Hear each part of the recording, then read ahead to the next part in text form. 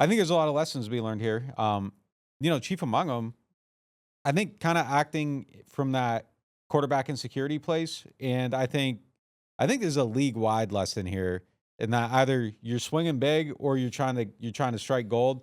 But I think trying to exist in that middle, it has failed. Like at least recently, I think it has failed for everybody. And like Sam Darnold's going to be another test of it. Is he going to be worth $40 million or not? But like the Aaron Rodgers one didn't work. The Cousins one didn't work. The Derek Carr one didn't work. So it's either you're rehabbing somebody or you're striking gold, by just buying a known piece of gold or you're, panning for it. But Well, like how about the Deshaun Watson one not working too? The ultimate example. But yeah, they went real big yeah, there, yeah. though. But I'm saying anyone who's tried to acquire an expensive quarterback, there's not a lot But I of think for me, like the trying to shop at the bottom of that tier, yeah. like and paying like mall prices, it's just not.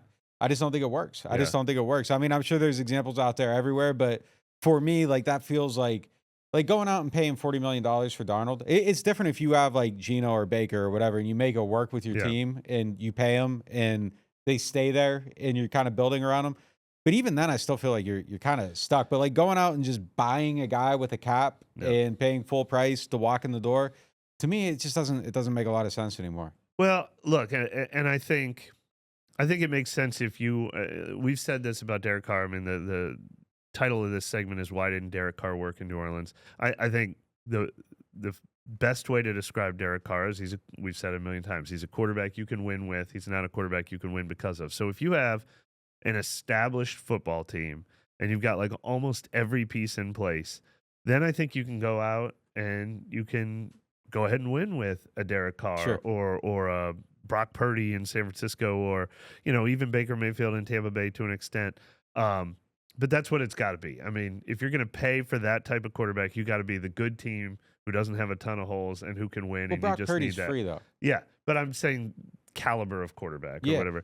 And like I always thought, if he ended up in San Francisco, maybe it's a totally different story for his career. But he is not going to lift your bad team up in that tier. I mean, it's the same thing with Kirk Cousins and even Geno Smith with the Raiders. Now, I don't think he's going to rise No. the Raiders above. I don't know what Sam Darnold's going to do for the Seahawks. So I mean, that's the problem with that tier is every once in a while you get a Jared Goff Detroit scenario where they have the best offensive coordinator in the league and incredible talent all around him, and all of a sudden, oh, Jared Goff's actually good. Well, I always thought he was maybe in that tier. He was and the pretty team- good. He was pretty yeah. good in LA too, though. They got to a Super Bowl with him. Yeah. I mean, he wasn't a trash quarterback. But He I'm just saying I wasn't. don't think Derek Carr's a trash quarterback either. I think there's these guys that circumstances really matter. They're not going to win no matter what, but they're only going to win in good circumstances. And he was in bad circumstances the whole time. You at least saw a team win a lot of games with Jared Goff, though. Like I'm fair, elevating fair. them a little bit above there, but like the difference between Gino or whatever, like they weren't paying for him at the beginning. Yeah, exactly. Like they found out and then they Same kept with him. Baker, And like Purdy, like you can spend on everybody around him.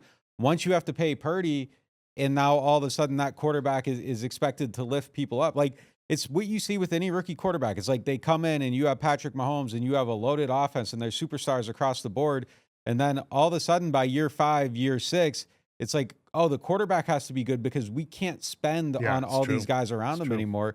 And I think if you're the Saints and you're in a cap situation and you're going out and you're paying that price, this is hindsight analysis. At the time, it was like, oh, well, they have these guys, they can put them in. Like you can kind of preserve this a little bit. And I agreed with it. But I think if you don't sit here and do like some autopsy on it, it's just like, what's the point? Like, so I think you have to look at it and you got to look at, okay, what was learned here? And to me, it was that. And I mean, to some people that was always like, no, don't do this. But like, to me, it was like, okay, you got a good team. You can win. They're kind of close. They almost made the playoffs with the Andy Dalton. Like you Well, they elevate went that a little 5-0 bit. with Teddy Bridgewater a couple years before that, who's another guy in this tier. Like where Team was a little bit different then, but team was different then, but so I think the analysis is where is your team at? Like I think Derek Carr is sort of a known commodity. Like he's kind of been about the same level of quarterback his whole career, and when he did well in New Orleans, it was when everything was going right for the team. And,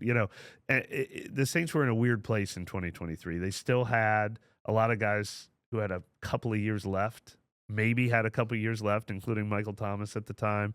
The the hindsight analysis, no, they were actually a bad team the whole time, and they never should have spent on this quarterback. But when they first signed him, it felt like there might be a couple things happened along the way too. I mean, I think it's fair to point out that 2 Hall of Fame players got hurt and had their careers cut short. Yeah. Like, I think that affects your team a little bit. So that cut them down. Ramczyk being the other one. Yeah, Ramczyk and Mike. So that cuts them down a little bit. But yeah, I mean, I just think obviously what they did wasn't enough. Like, and they couldn't. Like, they weren't in a situation to do it. And to me, diving back into that class of quarterback, unless you have a young, all the way put together team, like if the Lions suddenly lost Goff, I could see going out and doing it because like their team is built and you are going to be wasting time. I think looking back at it, it's like, okay, well, yeah, there probably were a couple of years like Ramczyk stays healthy, Mike stays healthy, but like it probably was just about 2 years. And were you really on the cusp of knocking down the door? Like maybe 2 years before, like maybe right after Drew goes down, it makes a little bit more sense to go out and get the Sam Darnold quarterback. But you'd wasted some time. The team had kind of fallen off a little bit. Your coaching staff wasn't all the way quite together. I think that there's some stuff to look at in hindsight where there were probably some massive red flags. And I think just that feeling of like, for me, it was just like, man, they aren't going to have a quarterback. Like they are so screwed. Do something.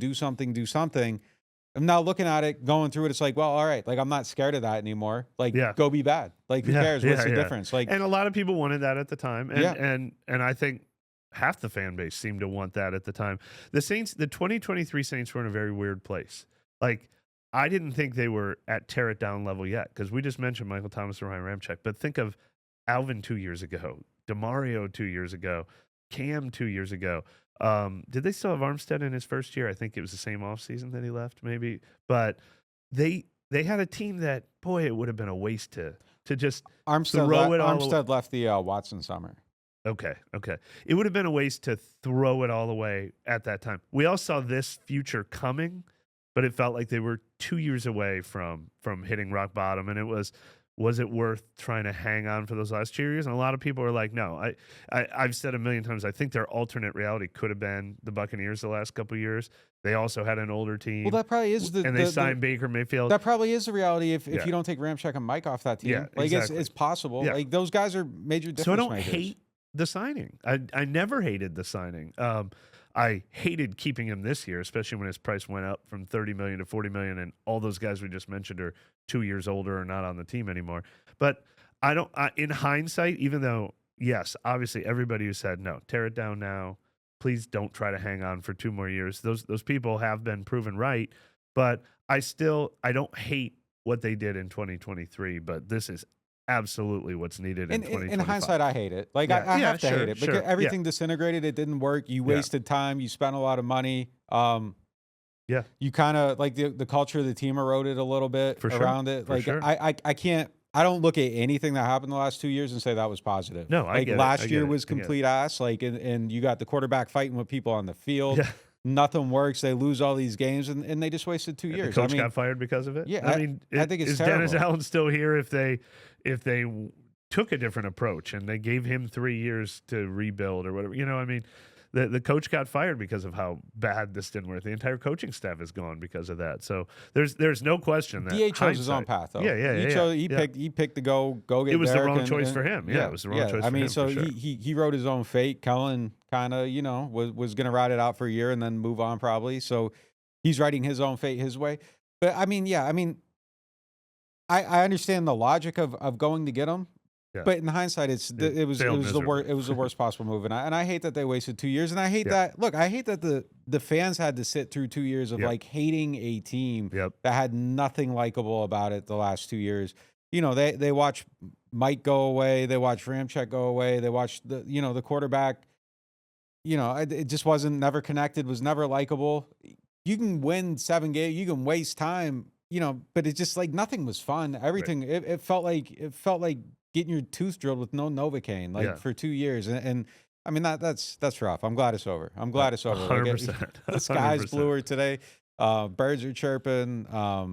I mean, it's just it's better right now to watch Saints football. It's to funny, think like about they're Saints going to be football. 31st in everybody's power rankings, but birds are chirping Who all over cares? You town. know, I know. like I'm like honestly, I would not hate a. I Yeah. think even just a terrible like next year going into it. Oh man, like the draft, like for a limited amount of time, I think being terrible is kind of fun. Like, I'm excited to watch Well, it. we've been using other teams as comparisons a lot.